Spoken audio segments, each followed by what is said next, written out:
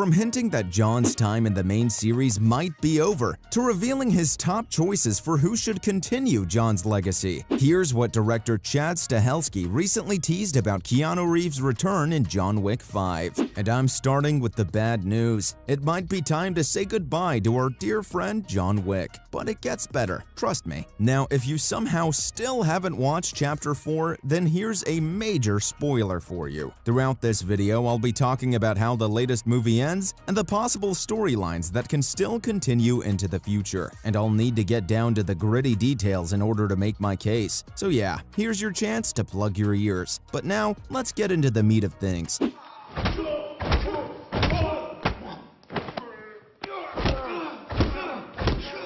Is John's journey through the Wickverse over? Well, it seems so. In an interview with Screen Rant, Chad revealed that Lionsgate actually tried getting a 5th chapter greenlit. I mean, of course they'd want to keep the hype train going, because have you seen the reviews for Chapter 4? People are obsessed with how it raised the stakes from the previous chapter. It went above and beyond most action movies in the last decade, and proved that an action film directed by stuntmen can be one of the most thrilling experiences you could ever have in the cinema.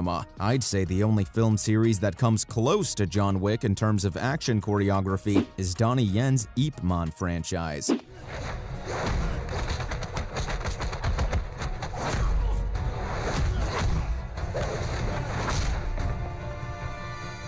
So why haven't you heard that Keanu's starting his 6-month-long training for Chapter 5? Well, it's because Chad turned down the opportunity to film Chapters 4 and 5 together. Yup, originally, Lionsgate and Chad wanted to shoot 2 chapters simultaneously, because it ends up saving the studio a lot of money. But Chad declined the offer for a very simple reason. He didn't know how he'd film 2 projects back to back, and make sure that both of them were of the same quality that fans expect. You see, here's how Chad's process works for the John Wick films. He makes a movie, then takes about 2 years off to get better at directing an action movie after that. How can he bring more life into the franchise? How can he build the world in a way that makes sense for the characters? And that's why each chapter gets progressively more complex. The series just got better in terms of cinematography, action choreography, and set design when Chad took 2 years off. Just look at the difference between Chapters 2 and 3. If Chapter 2 was high-octane action, then Chapter 3 was high-octane action mixed with rocket fuel. And Chapter 4 came along 4 years later, and he mixed a bag of C4 in there and ignited the whole thing. Anyway, it's safe to say that we're not getting a John Wick movie for at least 2 years. If it even happens, that is. Chad's completely open to the idea of a 5th movie, but I think it's going to be a hard sell for the audience. Because where do you go now that John's, well, dead? I did promise you it gets better, didn't I? Let's look at the ending real quick and really try to break it down. Winston and the Bowery King were standing at John's funeral, and they brought his dog along too. It makes sense to have the dog there to say goodbye to John one last time. But is it really goodbye? Winston and Bowery's dialogue is vague enough that it suggests that Baba Yaga might not actually be gone. And if you noticed, the dog looks away from his grave too. He looks at a point somewhere off screen, which might be a hint that John was somewhere far away and looking over at his 2 greatest allies. Am I reading too much into it? Maybe. Although, wouldn't it be great if we found out that Kane helped John fake his death, and in return, John gave him a marker? It makes sense for the characters and the world they live in, and Kane could cash it in on Chapter 5. But again, that's just a theory.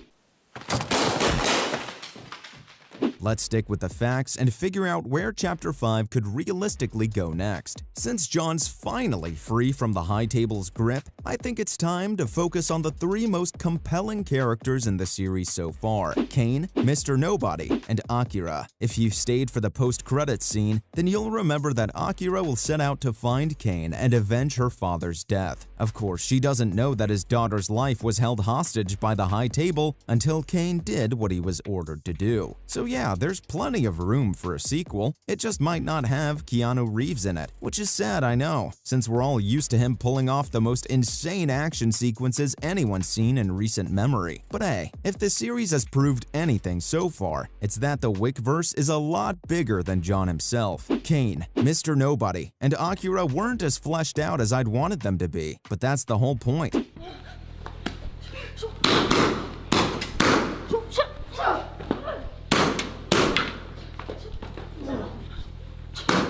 They deserve their own storyline in a sequel that pays homage to John's legacy. Now, assuming that Chad's taking a break for 2 years, what can we expect moving forward? Well, in a recent interview with The Hollywood Reporter, Chad hinted that he and Keanu will travel to Japan and sit at their favorite spot to discuss the future. And if they decide that there's one crazy idea that they want to try, then you can be sure Lionsgate will jump on that opportunity and greenlight a 5th movie. In fact, Lionsgate Motion Picture Group's chair, Joe Drake, told The Hollywood Reporter in a separate interview that they're completely open and willing to do a 5th, and they'd be fools not to go for it. As of this video, Chapter 4 has grossed $350 million.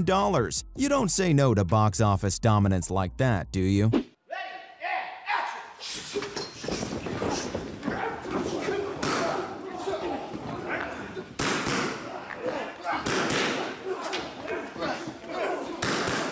Anyway, in an era of prequels, spin-offs, and remakes, a 5th chapter doesn't sound bad at all. But what if you want Keanu back in the franchise in a way that makes sense? Keep in mind, though, that the actor is pushing 60. He might be one of the fittest, hardest working actors in Hollywood right now, but he's no spring chicken. All that training, grappling, and stunt work is hard on the joints, and Chapter 4 has been the most demanding physical role he's ever played in his career. So I'll say he's earned a well-deserved rest. But what if Chad and Keanu had already scheduled Chapter 5? What if a younger actor takes on the mantle of Baba Yaga in his absolute prime, while Keanu Reeves narrates? That to me sounds like a really cool idea. Plus, he'd be forced to speak more lines than he did in the latest movie. Seriously, just 380 words in the entire runtime. Anyway, Chad has a few dream actors that he'd love to cast in John Wick Chapter 5 if it ever comes to fruition. In an exclusive interview with The Direct, Chad revealed that he has a huge list of actors he'd love to work with on John Wick 5 or even a spin-off movie. And his top 3 choices are Michelle Yeoh, Cillian Murphy, and, you guessed it, Robert Downey Jr. Chad's a big Peaky Blinders nerd, so of course he'd want Cillian playing a key role in the Wickverse. Maybe someone wicked and evil sits at the high table? I think Robert Downey would be fantastic as an eccentric high table villain, and he could serve as the series' principal antagonist. It's just an idea, but I think it's a winner. But that's not all. Chad also has Charlize Theron and Colin Farrell in mind for John Wick. We've all seen her work on Atomic Blonde, and that serves as her audition reel for any action movie she picks moving forward. She was just too badass there. Colin, on the other hand, is an acting powerhouse who would be perfect for a villainous role in the series. So, from Chad's top A-list picks for a John Wick sequel to revealing that John's time in the sun has finally come to an end, those were the director's plans for John Wick's future.